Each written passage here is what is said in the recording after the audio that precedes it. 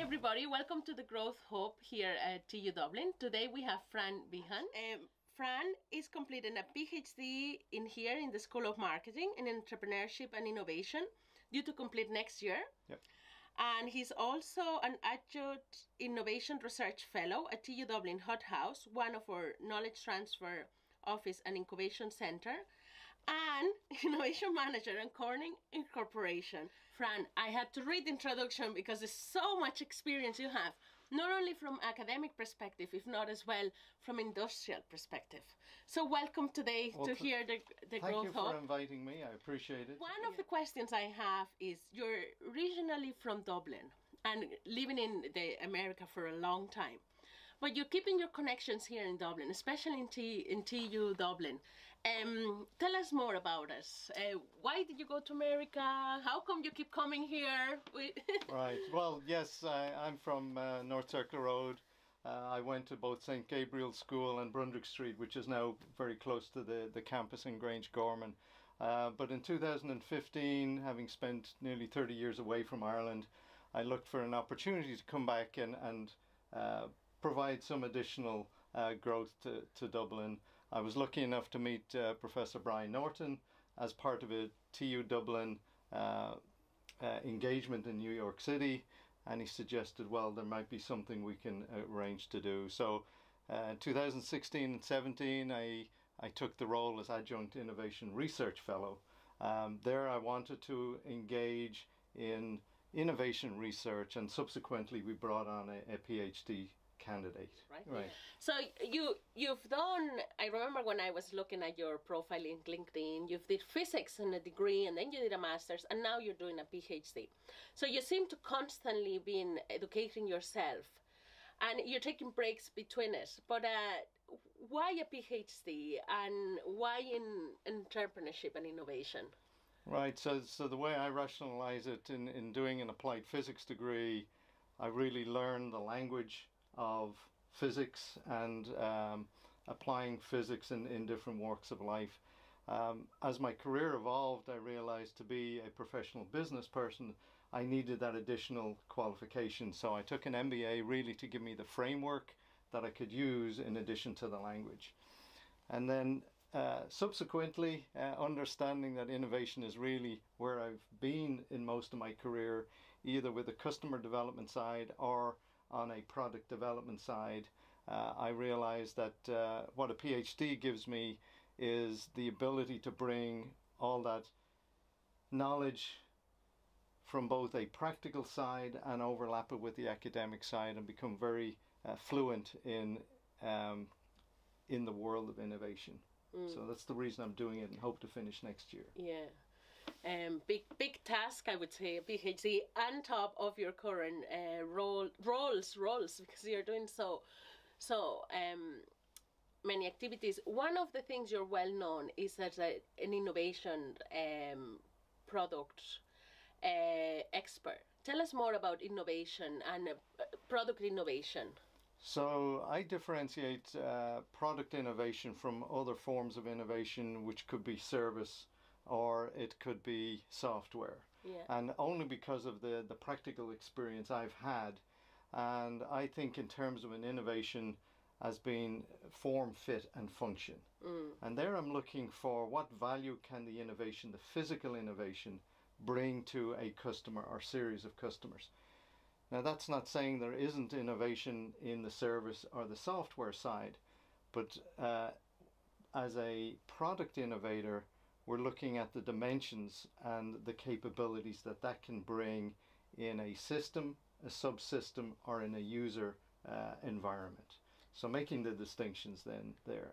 Yeah, so still in innovation then, for example, you've seen innovation in the university settings and in university on a corporation setting.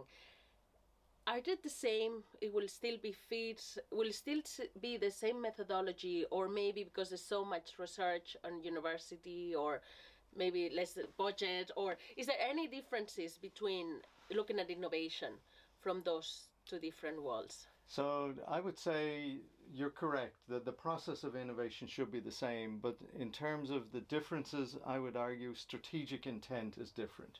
And a strategic intent in a corporation is all around sustainability. So today's innovations driving tomorrow's revenue. I would argue in a university context, learning is the strategic intent, and generating that learning, whether it may be in marketing, it may be in product innovation, but typically there's a focus of knowledge generation. And only then, coming out of a university, I would argue, do we consider the commercial aspect of the knowledge. So the epistemology of knowing how to do something versus providing it to the market are slightly different. I would also add, in terms of innovation, innovation is a team sport. So it requires more than one skill set. So unless in a university context we can bring a multi-skilled approach, the inventor in some cases is looking to commercialize their knowledge. So there are differences, but nothing that we can't resolve in a team environment or within an innovation go-to-market strategy. You've been with us as a researcher fellow for a long time with Hot House, one of our knowledge transfer and spin-outs and innovation center. And you've helped a lot of startups to try to shape their idea, their product, or their product in a way that it appeals, that can be commercialized. Is there any tips or where's the common challenge they go through, or the current mistakes that they tend to do, those startups?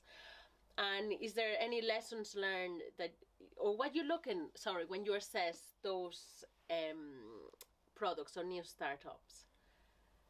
So within innovation, I think we have to frame the question, though, in terms of where that innovation is, and where it sits.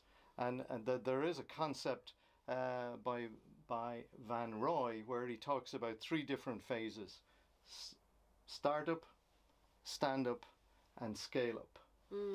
So answering the question on the basis of those three phases, there are critical junctures which move you from one phase to the next. So if I was engaging with the team, I need to know where they sit in those phases. And then the type of questions we ask are slightly different. Coming back to the knowledge understanding of the startup, early stage, it's directionally correct. You know, we may have a product, we may have a market. As you move towards the scale-up, I need to know that the fundamental understanding is in place, whether it's the market, the technology, or the opportunity. So innovation is really managing the uncertainty. So as a facilitator or someone who engages with teams, I'm trying to challenge the team on where's the uncertainty, or where the uncertainty lies in their solution offering. And you're saying teams is, innovation is key to teams. So is there any people skills that those team members should have? So the most successful teams are the teams that have a cross-functional experience. And again, if you go all the way to the scale-up and you're looking at funding, you'll find a lot of the financing opportunities are awarded to people who can demonstrate good skill sets amongst the team. Now, as a young innovator, what you're looking to do is identify people who you can work with in a team environment that can add to your skills, both in the commercial and the technology side. So again, looking out for not just who can fund me, but look at who can provide additional skill sets that maybe I don't have. No, that's excellent. And yeah, I presume a bit of can-do attitude rather, in GROWThub, it's all about growth mindset and, not look at the problems as a stopper. If not, okay, I look at the problem, what's the solution? So I presume that type of characteristic is required, or maybe on a team it doesn't matter as long as the team overall has a growth mindset. So you're correct. The support the team can get, though, may depend on, are we just trying to protect the team early stage so the idea can evolve? And the terms we use here are buffering, bridging, and boosting.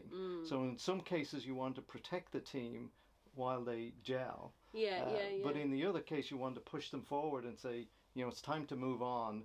And innovation is about making decisions, but it's making decisions based on the uncertainty or the understanding you have, as the team has. And some teams are better at decision making, then leading to that risk. So the risk is what you're willing to commit, whether it's financial or time. But again, if we're talking about innovation opportunities coming out of a university context, I would be looking for an understanding of the uncertainty, and then we place the bets based on the risk associated with what's known. I came across, Fran, of the Steve Jobs biography, the story of Corning that developed the Gorilla Glass, that is the glass we actually use now on our mobile phones, the tactical, in the 1960s. Tell us more about it. So this is a good example of capabilities that a long-term sustainable firm has. And we've talked a little bit about knowledge generation, but knowledge used in a different context can be hugely valuable. So you're quite correct. Corning had an ophthalmic glass technology back in the 60s, which was based on glass and strengthening glass for eyewear. So while that business continues on today, the glass component of that market has shifted too. But still we have that organizational knowledge of how to strengthen glass. So what you're referring to is the use of glass in a consumer electronics application that didn't scratch as much as plastic did. What Corning was able to do, based on the knowledge, is take that embedded knowledge, repurpose it for a new market, and develop a process that wasn't just a small piece of glass, but move it into, you know, 1 meter, 2 meter pieces of glass. So the process and the learning needed to be updated, and also the scale, back to the scale up, moving from an ophthalmic business to a consumer electronics market is completely different. But in terms of frameworks, this is classic Ansoff matrix. It's basically taking markets, moving from a known market to a new market, but then also taking a technology and moving to a new technology and finding the intersection. So Thies talks about this in 1997 in terms of dynamic capabilities, and a firm or an innovation team being able to repurpose knowledge or capabilities, but to changing market environments. So there you've got a nice example of theory in practice. And now if you look at that market is a sustainable market within Corning.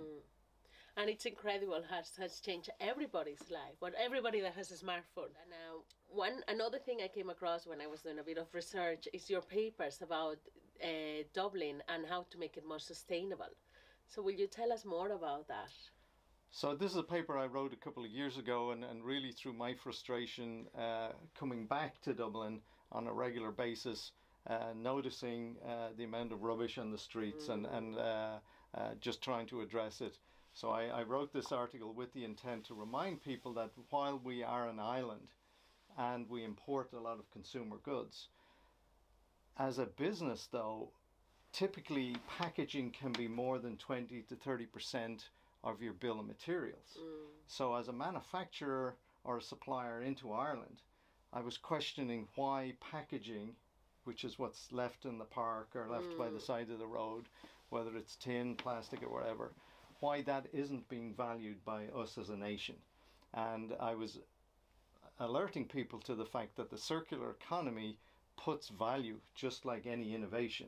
There is value to a customer. There's a material value, but there's also an innovation value. And the circular economy has evolved since I wrote the article. The use of digital tracking, the use of, or the emphasis on recycling. But it was really to stimulate, there are other innovations outside product innovation and software or service innovation. And you mentioned Tom Cooney here, and a lot of his work looks at social engineering and social innovation. Again, I'm making the point here that when we look at the distinction between invention and innovation, innovation is providing value to a customer. The customer can actually be us as a social group. And I would argue the benefit of looking at a nice green field rather than a river full of plastic and cans is more attractive to me as an individual. So again, thinking broadly about innovation in terms of the topic, it doesn't always have to be an economic return. It can actually be a social return. So when you look at groups here in Ireland like the Tidy Towns organisation, or you look at the Irish Business Against Litter organisation, again, the thinking is evolving within Ireland to say, no, maybe we need to think about this further, whether it's through taxation or just social consciousness. I think that's valuable innovation. The last question I have of innovation is discipline innovation. So you're supporting us in the research here in TU Dublin. Can you tell us more about discipline innovation? So the term comes really from a definition I use in terms of innovation is a process. And it's a process of providing solutions to customers badly served or unmet needs. Now, when I add on the final part of that, it's got to provide benefits better than the competition, but it's also got to provide value to the customer. So again, whether it's a commercial value or a social value.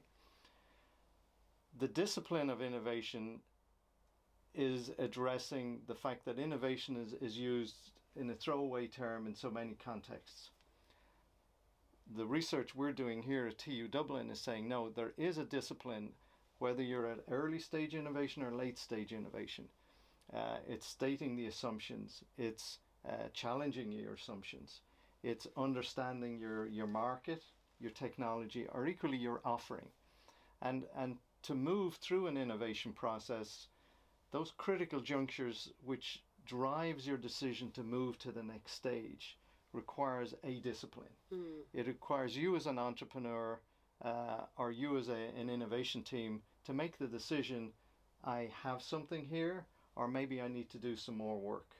But the discipline of moving forward or not. Yeah. So the action of shutting down a program is equally as valuable as the decision to move forward. Continually moving forward. But the discipline and how we're trying to drive that is a little bit of work through the hothouse, looking at how we're supporting innovation teams going through there. Are we providing value in buffering them, in supporting them, in helping them scale?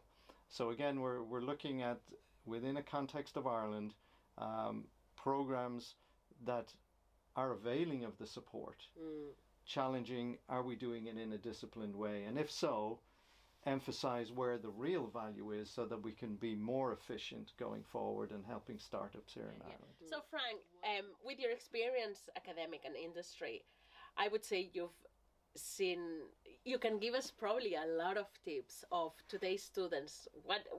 What's a good advice you will give to a student of today, having learned so much up to today in your life that you think it might be beneficial for them? So one philosophy I've tried to, or has evolved over time, and it's a Latin phrase, dum vivimus, vivamus. So while we live, we should live. And that drives to the experiential learning of being in the moment. So in innovation, it's not a straight line. In a lot of cases, you return and you go through various loops. But one thing I've learned here in my PhD is having that reflective learning, the ability to step back and through that experience, whether it was positive or negative, and say, did I learn something here? Can I build on something here? And thinking in terms of knowledge creation, reflecting and then building on that knowledge for the future, positive or negative, will be valuable. But it also forces us to remember we are living. We're we're learning. Not everything is successful, Yeah. and it may take longer than we want. So there are other characteristics that we need to develop as we innovate. We can innovate, we can learn, but the experience is actually what drives us to success. And having a mindset, we've mentioned mindset, having a determined mindset, willing to consider other opinions, realizing that we're maybe limited in our knowledge and we need to rely on other people. But that whole experience is beneficial. And there will be ups, but equally there will be downs. But if you're clear on your objective and you have a vision, I think that's a good life lesson. Yeah, enjoy the journey. Exactly. Yeah, enjoy the journey. Yeah. Fran, this has been incredible. I've learned so much myself, and I really enjoy it. Thanks, Emil, for coming to us to talks at GROWThub, and we'll hope to have you very soon Great. back with us. Thank you very much.